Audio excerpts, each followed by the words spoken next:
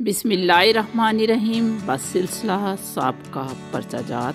پہلا سوال ہے اشراف و اجلاف، شریف اور کمینے، ابتہاج خوشی، تادرو خوش رفتار چکور، نوائے سروش فرشتے کی یا غیب کی آواز کو کہتے ہیں۔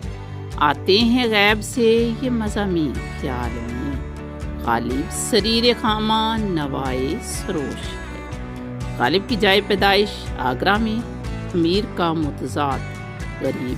اگر اردو قواعد کے حصوں کی بات کریں تو دو حصے ہیں، حصہ صرف اور حصہ نو۔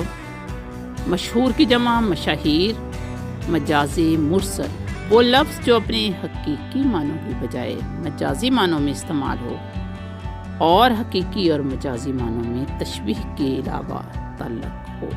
مثلاً الحمد پڑھنے سے مراد